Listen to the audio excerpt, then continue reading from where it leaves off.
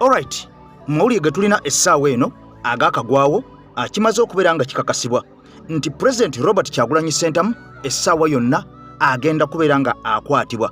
Bino ng'obitadde ku mabbali, amawulire agava e Masaka si malungi yadde n'akamu n'akatono, era nga eno ye wasangibwa omukyala amanyiddwa nga Mayor Florence Namayanja kimaze okubeera nga kikakasibwa okukwatibwa kwe. Kaakati nno bakomrades bangi abazze nga bakwatibwa mu bitundu eby'enjawulo era ku mitendera egy'enjawulo, era nga ne yasembeyo okubeera nga akwatibwa yabadde omusajja amanyikiddwa nga Nubian Lee, wadde nga ono oluvannyuma yavugiddwa n'atwalibwa mu makaage. Wabula we bwawungeredde nga ne Sauda Madada ono yaliko owa NUP n'agivaamu nga naye amaze okubeera nga akwatibwa wali ku booda nga asala ensalo okwolekera eggwanga ery'e Kenya. Kati mpuliriza bulungi amawulire agafuutuse e Masaka, ampuliriza nga bwe nkutegeezezza, malungi si malungi okusinziira ku RCC oba RDC ow'e Masaka. Kaakati nno nga bino byonna byatandise lunaku lwaggulo wali ku ssaza e Masaka. Kaakati nno Kajjampuni we yagwiridde mu bbwa wali ku ofiisi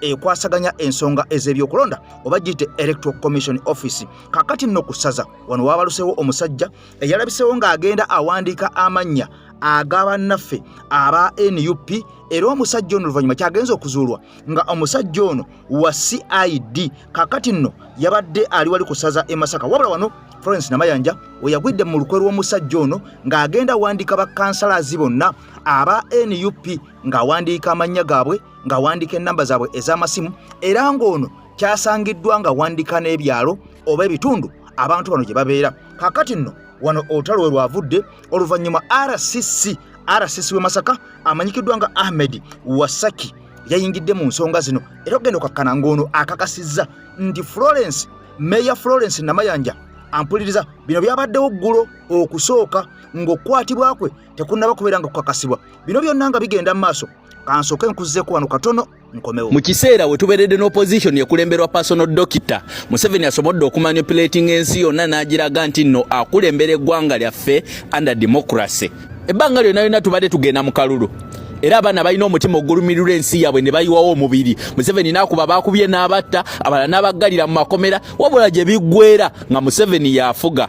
Ne wajjawo engombe egamba oba opposition abaddewo ne bagamba nti nno kakati akalulu kawedde, ffenna tudde ku mirimu. Then tulinda emyaka emirala 5 n'emirala 5 n'emirala 5 bwatyo wasobodde okufuga emyaka 4 nga tewali akutteyo. Okuva His Excellency Robert Kyagulanyi Ssentamu bwe yajja mu byobufuzi by'eggwanga lyaffe kkiriza yagala gaana olutambi lwakyuka mu myaka 4, tusobodde okwambula Museveni ekiriba kya democracy kyabadde ayambadde, ne tusobola okulaga ensi nti no ddala guno musege gwe gwebisse eddiba ly'endiga ya democracy. Ensi bwe maze okutegeera Museveni ebikolwa bye bulijjo nti naabuguyaza bantu, akalulu takyakeetaaga lwa nsonga tekakyamugasa. Luli eri kibadde kiddiko ekyabadde atega abantu jasa okulimbalimba ensi ti nafuga under democracy, nti era eggwanga lyaffe libukaddemu demokulasiya. Lwansonga ebiseera ebisinga ensi ezirimu badikiteeta kiba kizibu nnyo osanga abantu b'opposition nga bagenda ne bapractice nga mu kalulu ne bawangula oba ne bawangula. Ffe bwe twagenda mu kalulu akawedde ke twawangula, wabula obuwanguzi bwaffe ne bubbibwa, tetwadda waka, tetwadda ku mirimu, twasigala tulwanirira eddembe lyaffe, twasigala tulwanirira obuwanguzi bwaffe bwe bututuusiza ku kkula lye tuliko kati, okulaba nga Museveni yeetamwa n'akalulu ke yeeterawo kennyini ng'akeetamwa takyayagala kamuwunyira ziizi. Kakati Museveni twagala okutegeeza ekigambo kineeno, ekizannyo kyo kye wateekawo, mu kizannyo kyo kyennyini kye tugenda okukozesa okukujja mu buyinza. Bannayuganda njagala mbategeeze this is very serious. Kyetuliko essaawa zino tuli mu kuwalaawala gavumenti ya Museveni tugitwale mu kalulu ka 2026 lwa nsonga y'engeri yokka eririgo gye tuyinza okuyitamu okuvuunika gavumenti ye. Ono omwami bwe yali ayagala okuwamba obuyinza mu 86 yalaba ng'okukwata obukwasa emmundu n'agenda mu nsiko n'ayeekera gavumenti kiri wabweru w'amateeka, yayita mu kalulu. Si yakwata kyakubiri, yakwata kyakusatu, yakwata kyakuna, n'alyoka agamba yabbiddwa akalulu, n'alyoka akwata emmundu n'agenda n'atirimbula abantu be yatirimbula. Iffe tetugenda kwetaaga kumala kutirimbula abantu nkuyanja na nkuyanja okugenda mu buyinza. tugenda mu kalulu ka 2026 nga buli muntu byabakama, tugenda mu kalulu ka 2026 nga buli muntu owini ddolo lwa nsonga emyaka egiwedde emabegeena gimaze obbalaga nti nno essiga eddamuzi n'essiga ly'akakiiko k'ebyokulonda tebiyina kyamakulu kye bisobola kuyamba bannansi kukyusa nsi yaabwe. Kakati mwe bannansi mwe bannannyini nsi mwe muteekeddwa ogyeterereza. Bwe tugenda mu kalulu beera byabakama, bw'omala okusuula akalulu ko tandikirawo okujaganya obuwanguzi bwo. Bano bagayi bamanyira akazannyo kaabwe kakoma guno omwaka. Kale ampuliriza mukwano gwange omulungi, nkulamusizaako nnyo nenkwebaza gy'otusizaako engalo.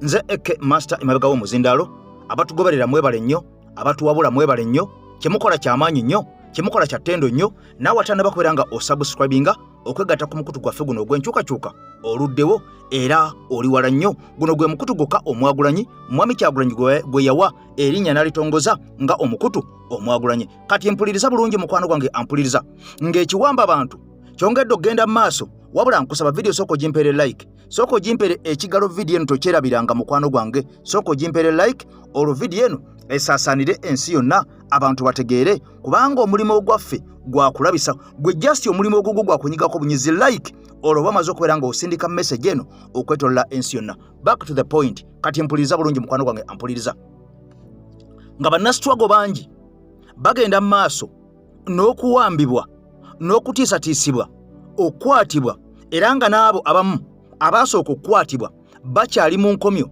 nga tebanaba kubeera nga bayimbulwa. Kaakati nno waliwo amawulire agongedde okubeera nga gafuluma, amawulire gano nga gakyama, wabula era gano amawulire gamaze okubeera nga gafuluma wadde gabadde nga ag'ekyama, naye twabadde twagategeera dda era nga tuzze tugogerako, era nga information eno tuzze tugiwa abantu ku mitendera egy'enjawulo nti waliwo okuwamba okugenda okweyongerera ddala okwetolola eggwanga lyonna, waliwo okukwata abantu okugenda okweyongerera ddala okwetolola Uganda yonna.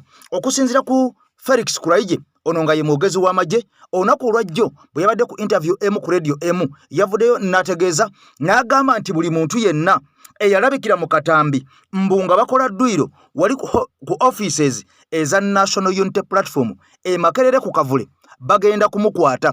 Kino kyayongedde okonfaminga n'okakasa ebigambo bye tuzze nga twogera oba oliawo mu mboozi zaffe ez'enjawulo nga tubagamba nti okukwata bano bonna abeetolodde Mwami Kyagulanyi akabonero akalaga nti sibe baagala era sibe beetaaga, wabula point enkulu oba key point mu kino kwe kugezaako okubeera nga balondobayo Mwami Kyagulanyi yennyini ahead of 2026. Bino byonna okugenda mu maaso, njagala mukimanye nti deputy spokesperson amanyiddwa nga Alex Waiswa Mufumbiro, ono y'omu ku basembye okubeera nga bakwatibwa, era ono yatwaliddwa ku poliisi wali ewandege. Jjukira nti ono yasangibwa ku kkooti wali Kanyanya ng'agenza okubeera nga yeeyimirira bakomrades baffe okwali Edi Mutwe, okwali Bobby Giant, okwali Akireewo n'abalala. Kaakati nno wano bano abasajja batamanya ngamba we baamugwirira. Bino byonna nga bigenda mu maaso, Masaka nga bwe nkutegeezezza nti RCC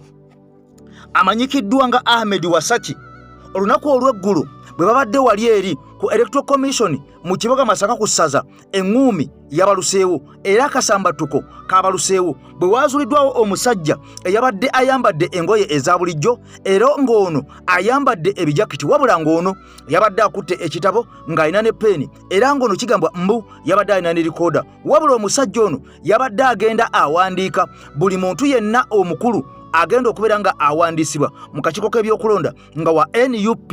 Kaakati nno ono ng'amuwandiika amannya era bw'amala omuwandiika amannya ng'awandiika n'ennamba ye ey'essimu, bw'amala okuwandiika ennamba ye ey'essimu ono ng'awandiika nawa omuntu ono gy'asangibwa. Kati bino byonna nga bigenda mu maaso, Meya Florence Namayanja bwe yabiguddemu, embaga we yatandikidde mpaka n'olwaleero okutuuka okukakasa okukwatibwa kwe. Ono Kuraije ayogera. Ever participated in that illegal parade will be brought to court. Have you heard about it?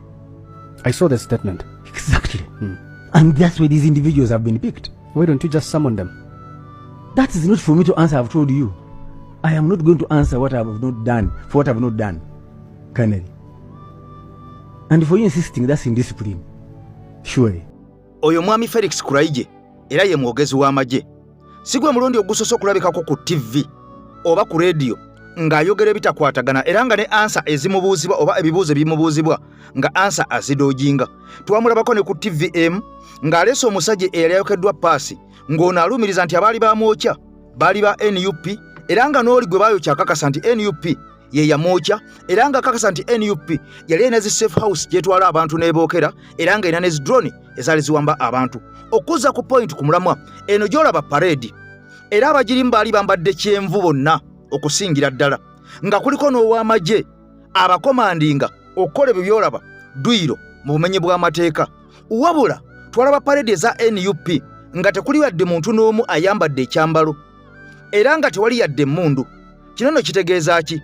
Bano kola duyiro zino oba oli awo bo lwaki bakkirizibwa bali ne bakwatibwa? Sooka olaba akatambi kano ampuliriza ate tugende maaso okwewulireko n'ebigambo ebyayogerwa mu katambi kano nga ku NUP tewali kigambo na kimu kyayogerwa kifaanaganako na kino. Ate nkomewo.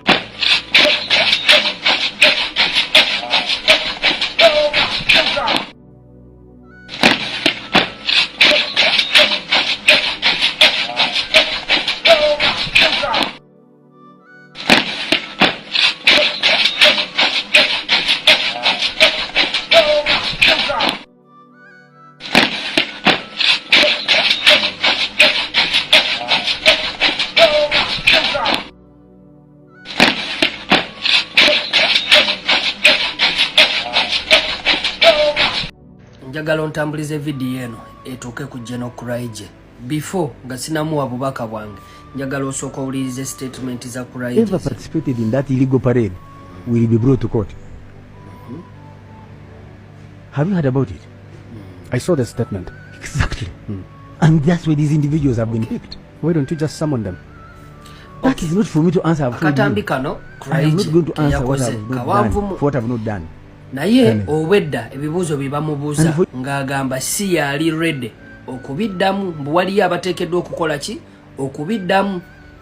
General Kuraije point yang number 1 eri bweti abaana bano ku parade kwe baali yadde babadde bakubuuza ebibuuzo ebimu ng'ogamba si gwali ready okubiddamu.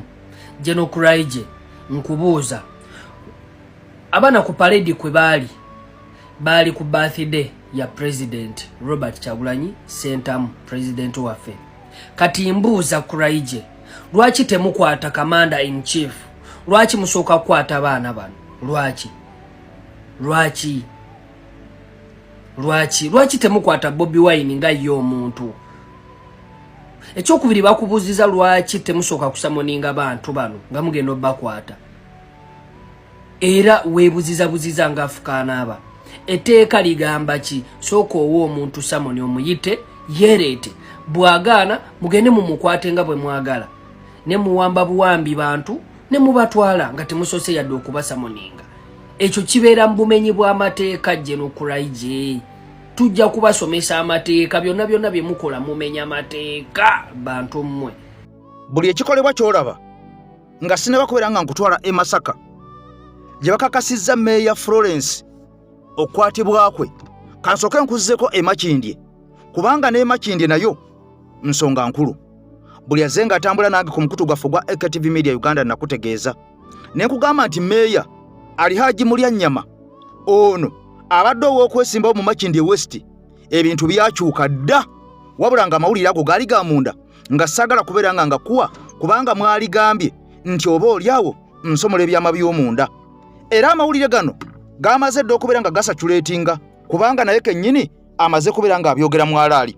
Olunaku olw'eggulo nakukoledde akatambi nga nkulaga abantu abamu bannakigwanyizi abeeyita aba NUP bwe bawulidde nti Meya Mulyannyama agenda kujja kwesimbawo e Makindye East ewaali omusajja mayitwa nga Honorable Derrick Nyeko era bano baavuddeyo ne balinnya mu kyoto ne boogera ebigambo bingi nnyo nga balaga nti ono bamusosola tebamumanyi tebamwagala Makindye East kyokka nga nabo ba NUP mu kifo kye bandyegasse wamu tiimu neefuuka nnene alondebwako yenna n'alondebwako okufuuka MP. Jjukira nakutegeeza waliwo obubondo obwatwerimbikamu naye nga buno bwatusindikibwamu emabega omwaka mulamba n'ekitundu emabega kati buno ne bwefuula obwa NUP obubondo buno naddala abo abadde bawangalya mu bitundu bino ebyo oba oliawo mwe bagenda okubeera nga beesimba wabula intelligence yaffe bano bonna yabategeera dda era kyova olaba nkugamba nga nsinzira no ku mukutu gwa AKTV Media Uganda nti Haji Mulyanyama kyamaze ddo kakasibwa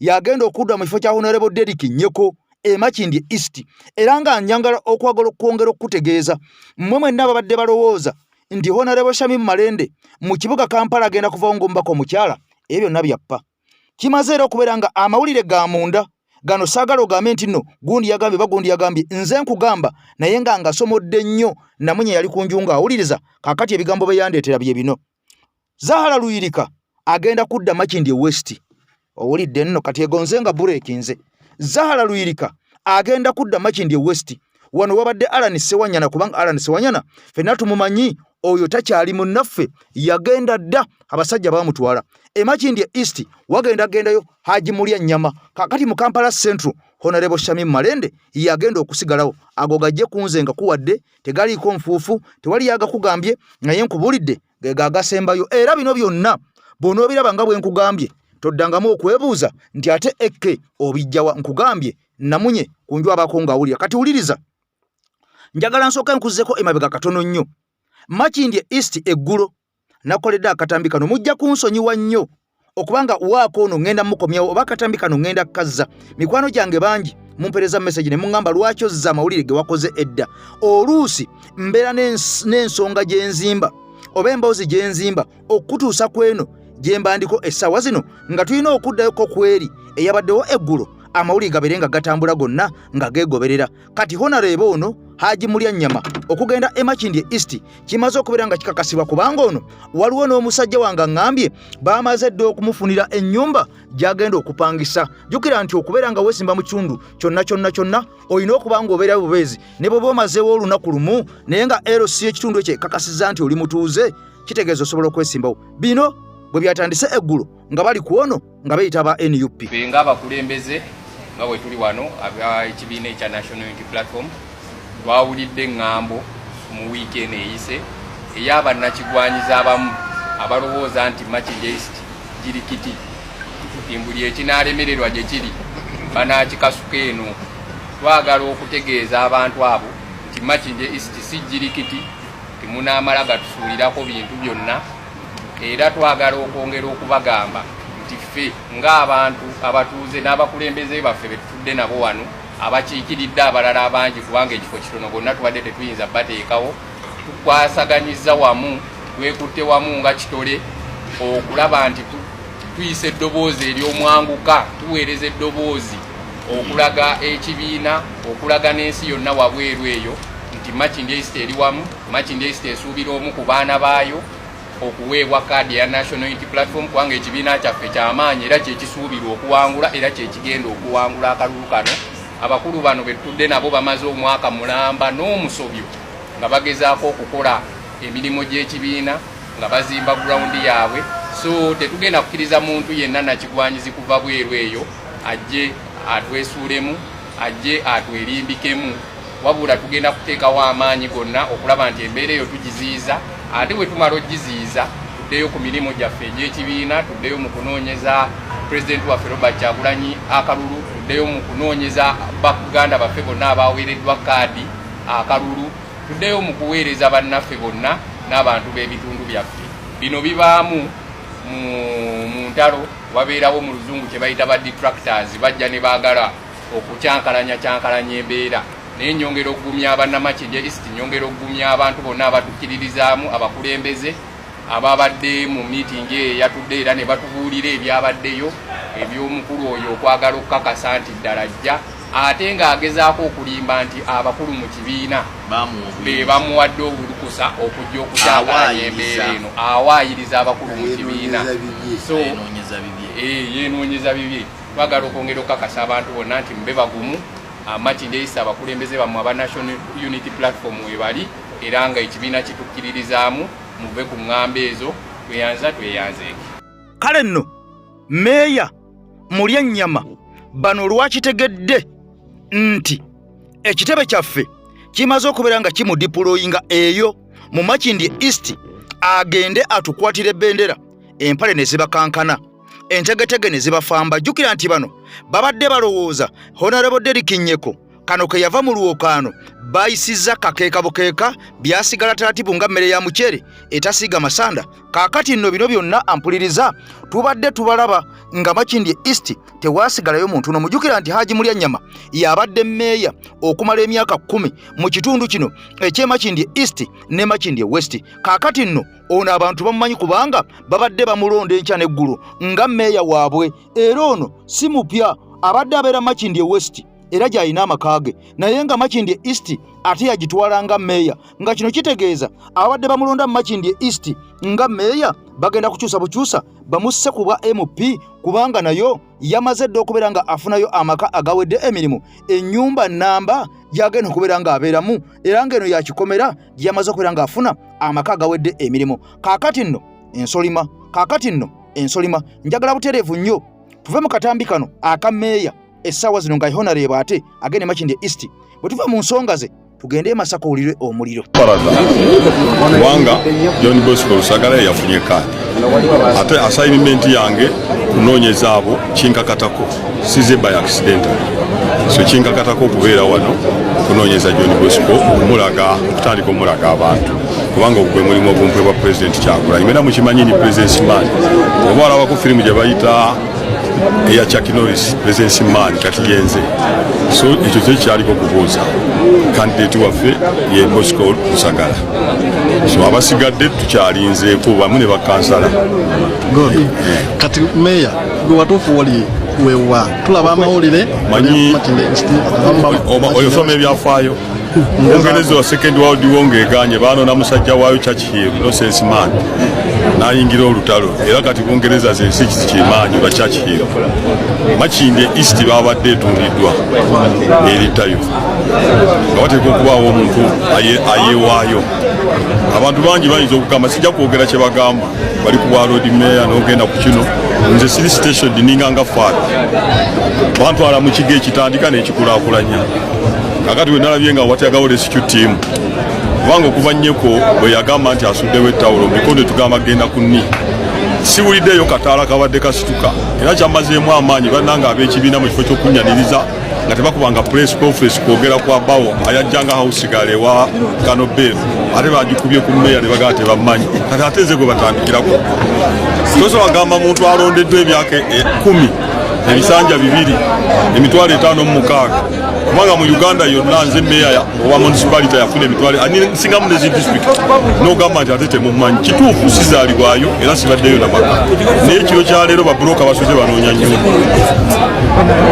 kubanga ebisaanyizo ebyesimba ku bubaka bwa palamenti mbirina okuva mawo bajjukizaamu bujjukiza, okuva mawo lwe baamukana okwesimba beteeka ne likyuka kasita obeera mu register. Ate nabadde nongenda nawakagabo obe wa Dr. Bwanika obe wa Jimmy, nze ndi rescue team, so n'olwekyo nasabye sirina kaadi nga bwe baba bagambye, era mugende mu peegi yange ekifaananyi ekyagendayo nga kiraga nti nze MP nateekako fake news kubanga sirina kaadi, wabula nasabye mu kibiina, nsaba ekibiina kyange kimpe ebikozesebwa ye kaadi kisigaze constituency yaffe kubanga mukyanyeka avaawo babadde beetala, abantu babadde beetala nga abawo yeetala naye nategedde eggulu baatuddeyo nejje nodamulira badde mu strategy kubanga sente era nakitegeddeko neyo press conference abawo yagitaddemu miliyoni 2 esobole okubaawo, yagitaddemu miliyoni 2 bwe mwekuŋŋaanya mutya mukube omuntu omu ng'ate mmemba wamwe. Batuta obuvunaanyizibwa bw'akakiiko k'ebyokulonda ne bakawamba. Akakiiko k'ebyokulonda kayongezaayo, tebamanyira bya kibiina.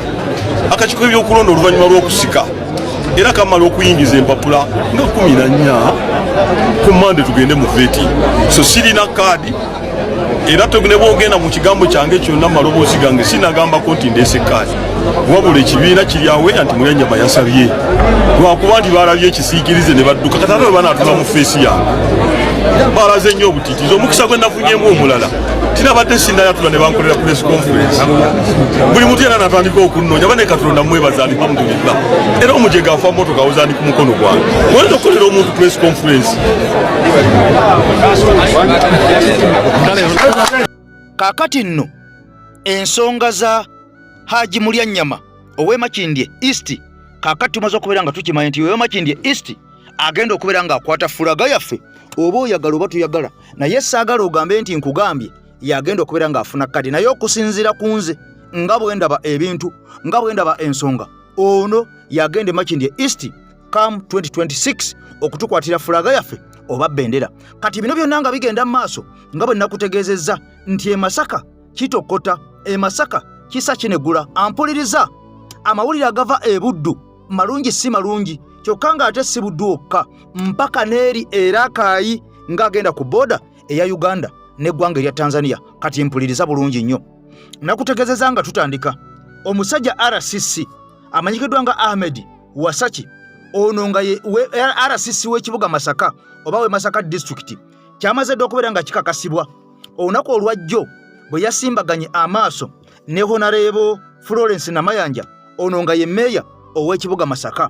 Era amawulire gatandise okubeera nga gafuluma naye kennyini ngenda mu kwa RCC ono ng'akakasa mu bigambo bye okwata wuliriza okwata omukyala meeya owa National Unity Platform amanyiddwa nga Florence Namayanja.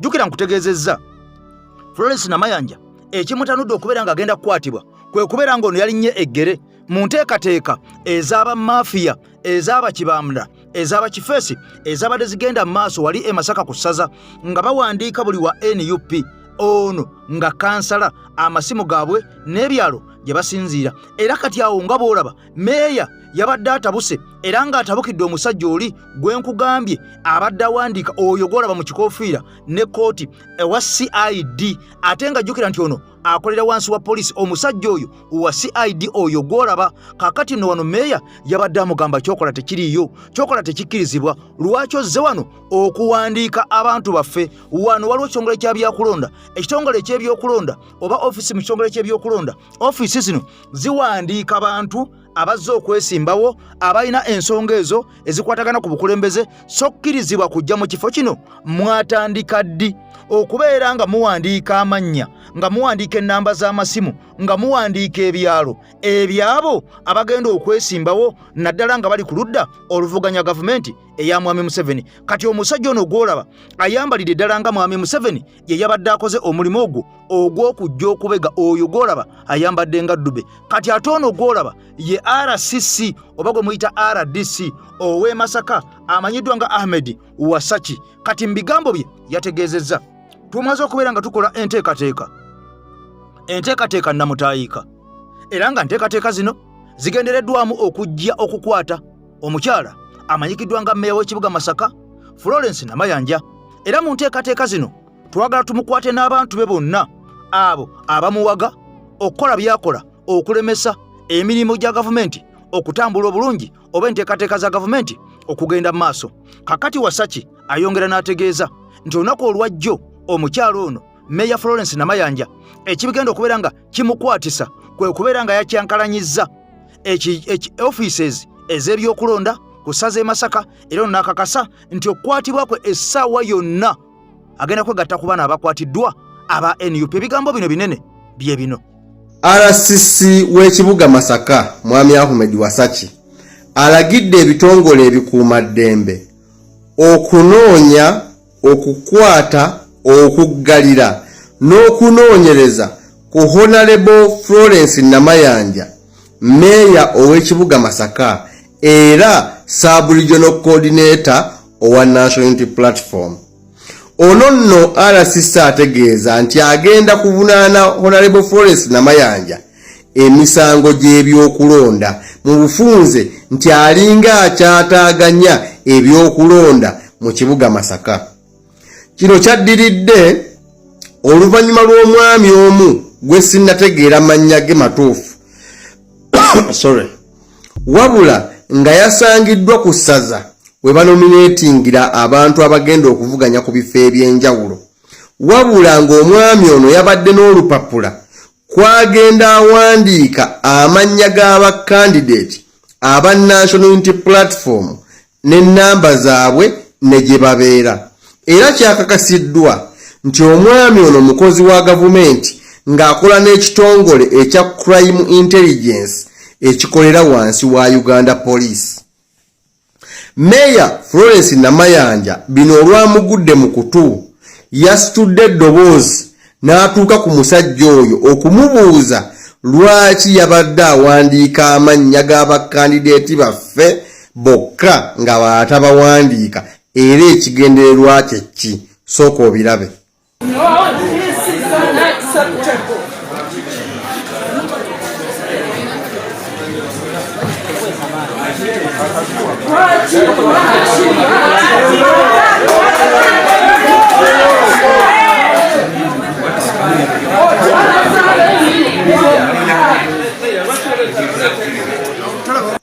To arrest Namayanja, investigate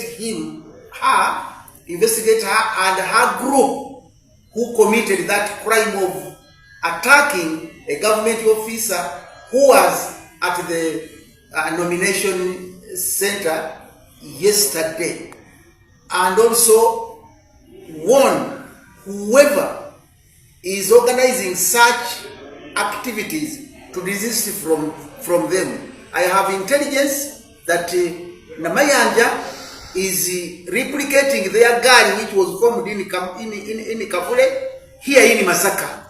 But I want to her and the likes not to try it. Fenga abeni UP tetuyinza kwekiika mu mirimo gyo gye wajja kukola mu kibuga Masaka, naye tukusaba muleme kulinnyirira ddembe lyaffe. Kuva ddi nga gavumenti eteeka abantu ku bifo bye banominatingira ba candidates okugenda nga bawandiika amannya g'aba opposition abavuganya.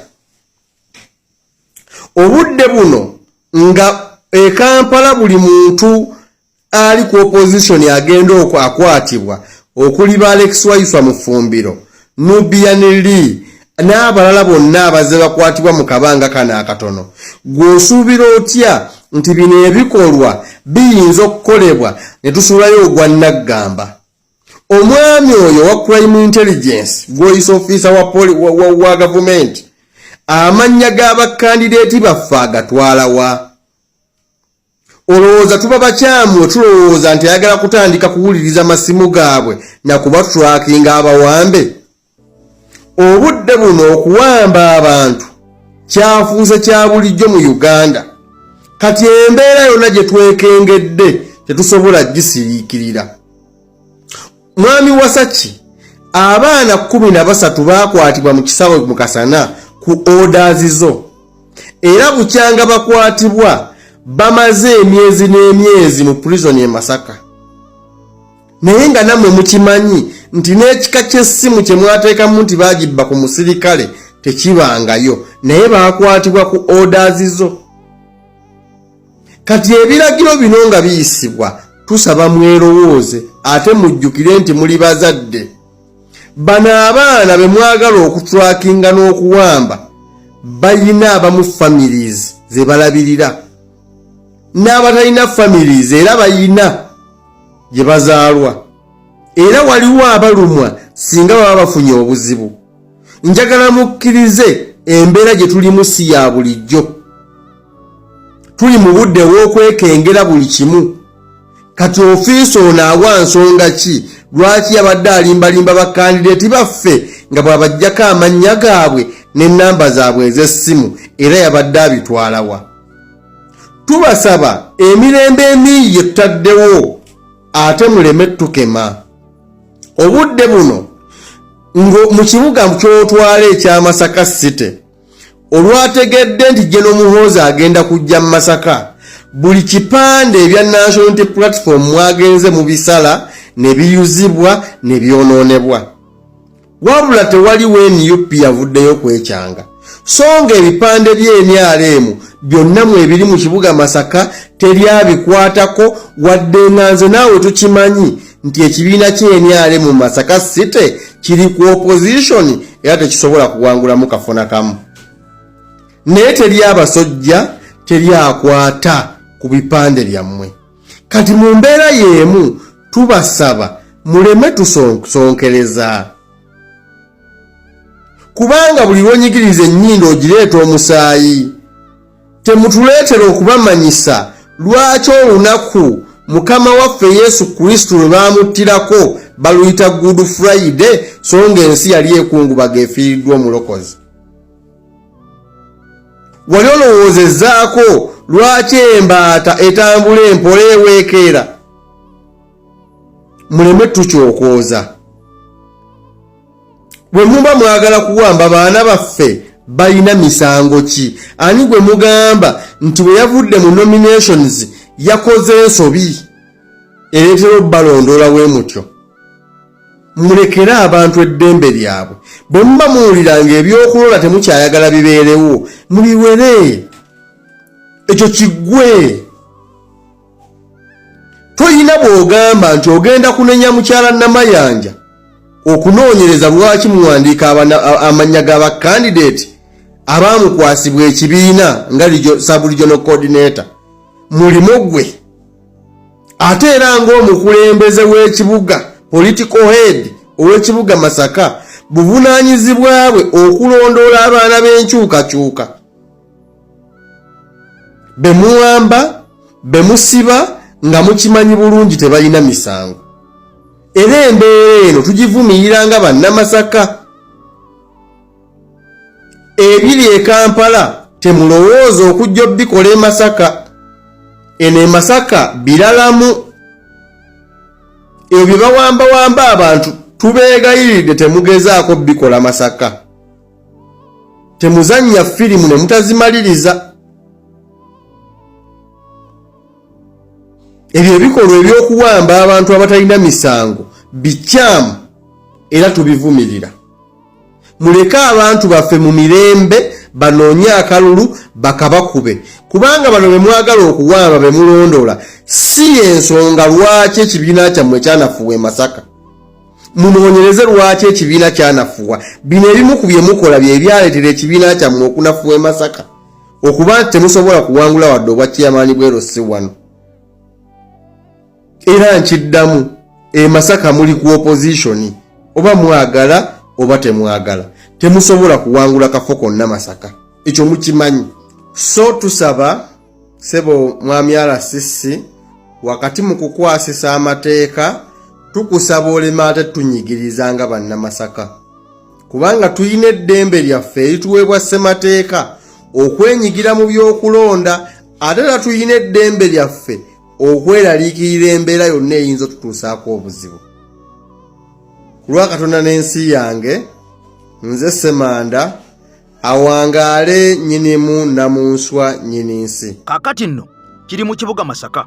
Wabula nga bwe nakutegeezezza nti ensonga zino tezikoma mu Masaka wokka, mu kibuga Masaka wabula ziyitamu ne zikkirira mpaka eri wansi. Era kajjukira nti gye buvuddeko 2021 akalulu ako Buganda yalonda nnyo NUP Mwami Kyagulanyi Ssentamu, era abantu bangi ku mitendera gyonna aba NUP abalondebwa okwetolola Buganda.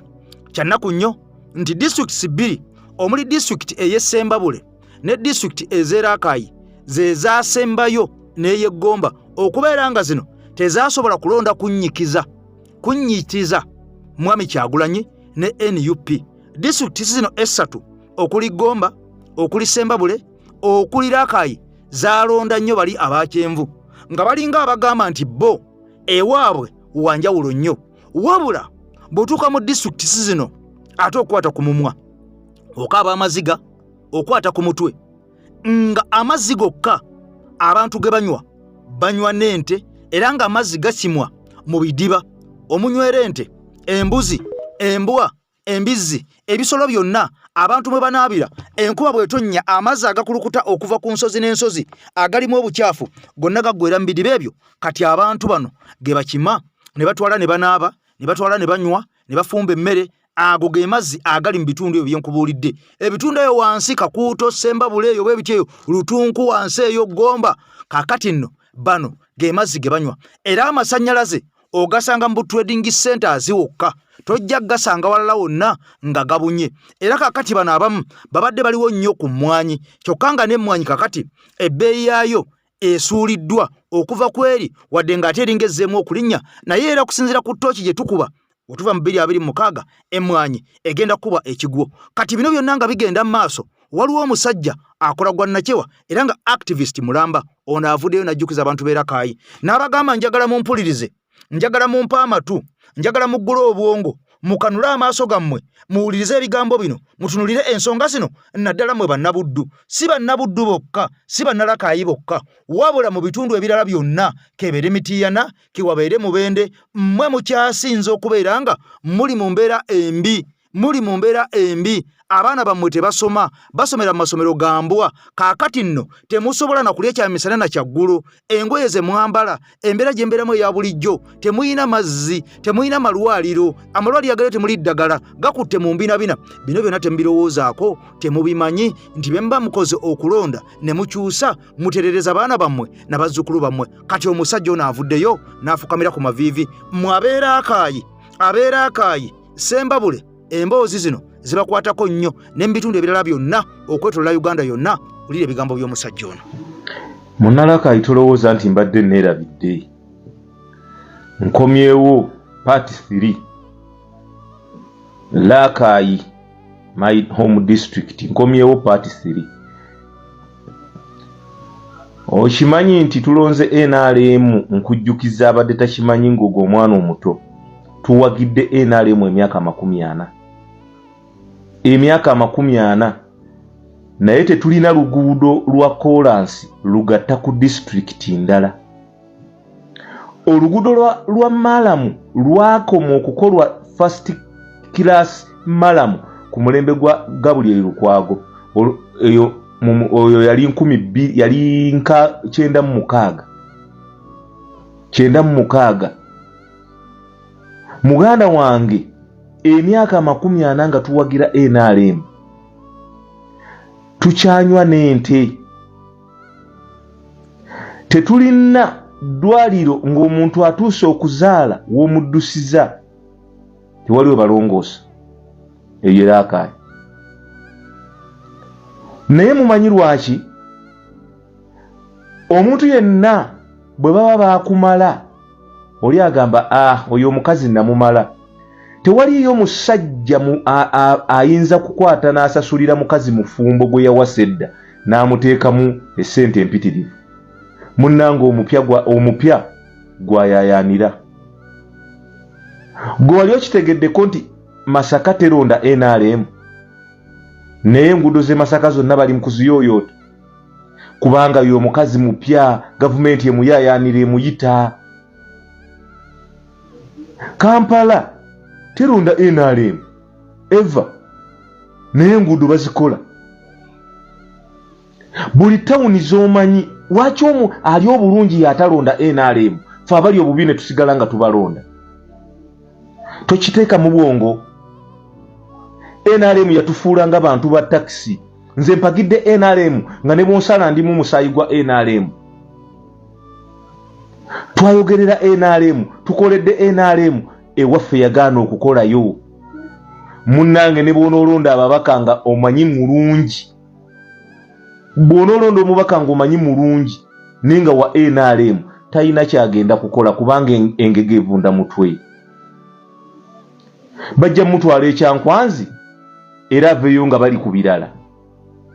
Ekisooka omubaka ayina kubanga tatya okubanja service kyokka ate ne gavumenti ng'eriiso eritaddeyo kubanga disitulikiti eyo eba egyetaaga kati Masaka gavumenti etaddewo eriiso kuba ekimanyi tebabalonda. Buganda bwe yaganye okuwa Museveni akalulu ffenna Lakaayi twakamuwa weewuunye ne tulonda n'ab'NRM neetonda n'abamu ku bo nze nabatwala naye essaawa zino yatadde ali mu Buganda mwali ali mu Buganda awoza Museveni ffe Buganda lwaki kubanga akimanyi baamukyawa. Gwolabe waffe balina kye bateekayo baatumala tulinga bavuzi ba takisi bw'omala okuyingira takisi ne bw'omugamba nti maaso awo kasita alengera gwanaalonda ayingira akuvuga paka eri gy'ayagala okulonda omuntu. Kati njagala munnalakayo otambuze vidiyo eno etuuke ku muganda wo wansi ne muganda wo mugambe nti muvako Kisenyondo Robert eyawananga NRM akugambye tolonda NRM. Tunyiige naffe bamanye nti gye tuli golola ambuleera buli woogiraba ate nzija kugula wundi buli lukuŋŋaana lwa ambuleera nja kubeerako mbajjukize sebo ffe twaza okusa kooki eyo okugitegeera ensi yali yatusuula abamu ne twetuuma amannya ga kooki ne bwe kibanga kati twasuulibwa baganda bange mbasaba muzuukuke ekigenda okutujjukiza kiri okubajjukiza nti gye tuli kwe kubakyawa nkugambye Museveni enkuŋŋaana ze yakakuba mu Buganda mpitirivu sente zataddemu mpitirivu lwaki kubanga baamukyawa mu Buganda Lakayi yokka ne Ssembabule ffe twalonda NRM mu Buganda Lakayi ne Ssembabule ffe twalonda NRM langera omubaka okumutegeera nti mukozi tebamutegeerera kukuwa sukaali kireemu tebamutegeerera kukuwa bijanjaalo ebikopo bibiri bamutegeera kugenda n'alobi ng'oluguudo ne baluleeta ne balukola njagala kubuuza olwo oluguudo lwa Ntuusi Lyantonde bakaluteeka mu bajeti kati emyaka 20 lwaki baatuvaako misikini ffe tufa siriimu ffe tutayina nguudo ffe tunywa ebikere ffe tutayina masannyalaze omuntu afa lwa masannyalaze omukazi azaalira mu mmotoka ewaffe yewali emmotoka maayika ng'etikka abantu 13 era akaayi ne singa mulowooza oluguudo lwa Ntuusi Lyantonde ffe ewaffe lwe tuyita Lumbugu Lyantonde kambajjukize munnange okumanya baatufiisa ffe baatutuuma na Ntuusi Lyantonde tebaagala na kutwogerako obadde tokimanyi okumanya Museveni yatufiisa ne NRM ye baatutuuma Ntuusi Lyantonde so Siraakaayi Tirakayi Lyantonde Ntuusi naye Ntuusi omanyi gyeri Ntuusi eri Ssembabule yewali Ntuusi ffe baatutuuma Ntuusi Lyantonde naye n'oluguudo olwo mulowooza singa lukolebwa olw'Erumbugu Lyantonde ffe wamme ekigambo kyaffe kye tumanyi kye tuba tujjayo oluguudo olwo singa lukolebwa ng'emmotoka egenda emutukula eziva Embala tezikyayita Masaka ziyitaawo mulowooza singa ekkuba eryo si ddungi singa tukyatikkibwa obubindo maayika n'ekutikka abantu 13 ne bajja ne babawuddiisa ku mulundi guno mbabuulidde muzuukuke Lakayi tunyiige nzija kugula awundi laale ku laale kyalo ku kyalo tuzuukuke bino ebintu tulina obigamba baganda baffe abali kugula awundi tulina obigamba bato baffe tulina obigamba bajjajjaffe tunyiige bunyiizi bwe tunanyiiga bajja kujjukira nti gye tuli nga bwe bajjukira Masaka nga bwe bajjukira Buganda nga bwe bajjukira kati Busoga bwe yabanyiigira yes lwaki gye batabaagala gye bakola fe ababaagala emyaka 40 tebalina kye batukoledde tukulaba eddwaliro eriri e Lakayi genda olabe ekitebe kya Lakayi district headquarters ngenda giteekawo ku vidiyo eneddako ngenda bateerawo Lakayi district headquarters mugirabe muggwemu n'amaanyi eyo ye Lakayi tulina okunyiiga baganda bange temukkiriza bannalakayi mbasaba muvuga edividiyo eno nga bwe batagivugangako tetusobola kukkiriza n'ogenda okwanjula e Lakayi n'omala okwambala bikabuuti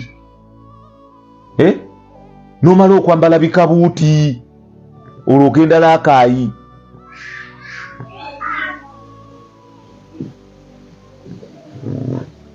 mbagamba tunyiige bannange tunyiige tulondeko ambuleera tulonde reedi naffe ebune ewaffe bajja kutujjukira